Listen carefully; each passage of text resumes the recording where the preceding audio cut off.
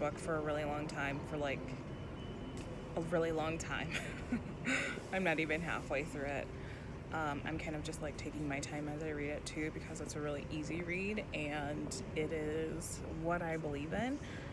It's a book about Neville Goddard, and I'm reading The Desire, or the Word of God, and it pretty much starts off with a verse, quote, or phrase that I love to remind myself of, and it is, "So shall my word be that goeth forth out of my mouth. It shall not return unto me void, but it shall accomplish that which I please, and it shall prosper in the thing whereunto I sent it." And this is what's getting me. I feel like I was meant to read. I brought this book to Denver to read it every day, to meditate every day. I haven't read this book since I got here or meditated because I just have not slept well. But not only that, I can't really do that with company around me. I really need to be in nature, outside, being quiet, and this is the first time I've been able to do that. So again, the verse is basically, my word should not return to me void. So basically just saying, like, what we speak should believe it into existence, that it's what you say is going to manifest. But this part of the reading has really reminded me that I need to continue believing in my new path and my new future, now that I don't have to go and work for someone else when I get home. And when I wake up in the morning, I kind of have freedom of choice right now to just really hone in on that desire that's been placed into my heart. And I'm not sure what exactly it is. I just know that when I was in this job, I had no desire to be at it anymore. And 2 or 3 days later, I was released from it, as well as everyone else in the company, because the company closed. So this is what this is what that page says. And I want you to hear it. I want you to listen to it, because it's something that we all need to pay attention to. We are not powerless in our lives. We're not weak. We are not, and we should not give power to anything outside of ourselves. So it says, man desires freedom from his limitation or problem. The first thing he does after he defines his objective is condition it upon something else. He begins to speculate on the manner of acquiring it. Now, knowing that the thing desired has a way of expression all of its own, he starts planning how he is going to get it, thereby adding to the Word of God. Now, it also talks about in this chapter that God says, I am the beginning and I am the end, but he never tells us that he takes care of the middle. He never tells us anything about the middle or the second, and that it's like a mystery. It unfolds how it's going to unfold. It doesn't need planning. And so this says, again, thereby adding to the Word of God. So not knowing that the thing desired has a way of expression all of its own, he starts planning how he's going to get it, thereby adding to the Word of God.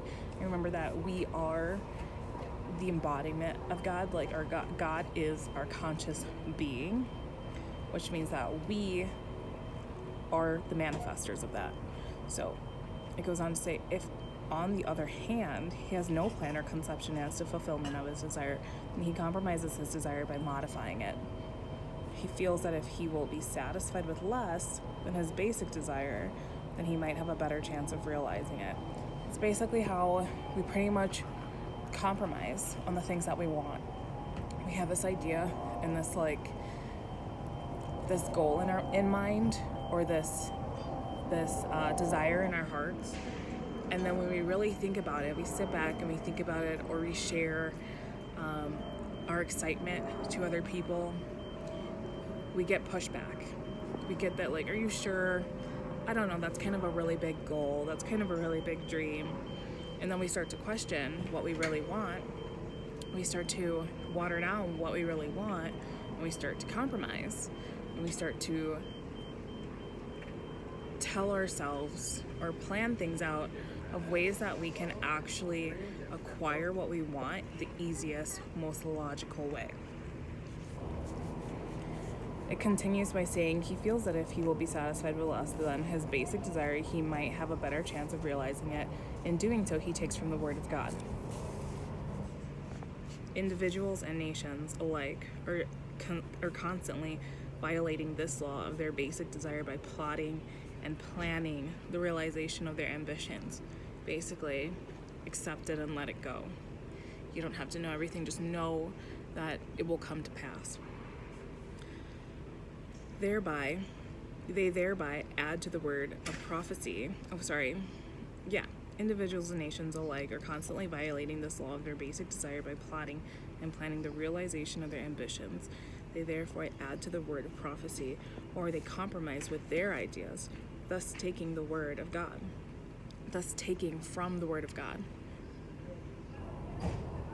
The inevitable result is death and plagues or failure and frustration as promised for such violations. This is the last. As long as you remain in your present conscious state, so long will you continue desiring that which you now desire.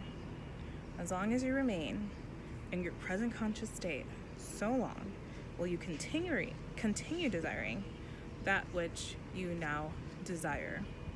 Change your conception of yourself, and you will automatically change the nature of your desires.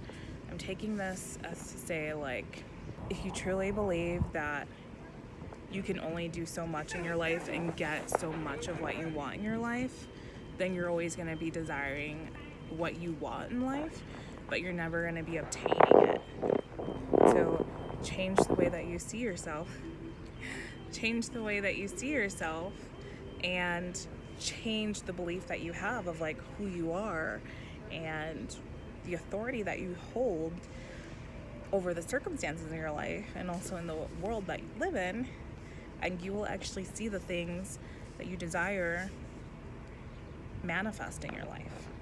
I needed to read this passage today because it's teaching me that, I need to change my conception back to how it was right before I left, when I had so much joy in the new change in my life, and I had so much hope, and I felt strongly that everything was going to work out, and I felt very strongly about this being the path and the new chapter in my life that maybe I even manifested in just that very small moment when I was reading this book on the balcony, and I was thinking about what I was doing, but I was really visualizing where I wanted to be, which was by the ocean or by the water, and just traveling and looking at,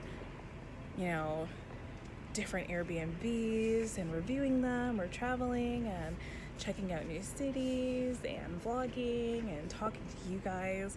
And it's great to see that manifest so quickly in just this weekend, although the weekend was already planned. But I hope that this passage that I just read in this book helps you guys too, and is clicking for some of you what clicked in my head and my thoughts and my feelings, and something I realized oh my gosh, I really need to snap back into it, because I have spoken into existence, and I believe and I felt that everything was going to be okay, and I had this intense hope, and I had this intense desire for a different outcome, and then all of a sudden it just changed, and I was feeling low, and I was feeling sad, and I was feeling isolated, and I wasn't staying within this word, which is not the Bible, by the way, but it takes from the Bible, it takes parts of the Bible, and it actually translates it into the same concept and realization that I believe in. But if you get me, you get me.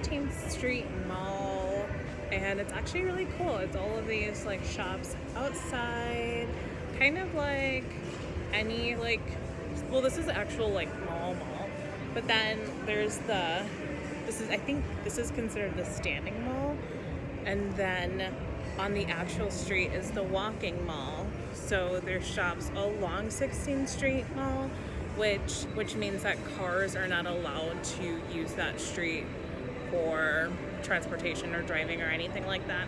But anyways, they don't have a lot of like boutiques, but it is really cool. Like they have Francesca's, they have a 3-story or 2-story.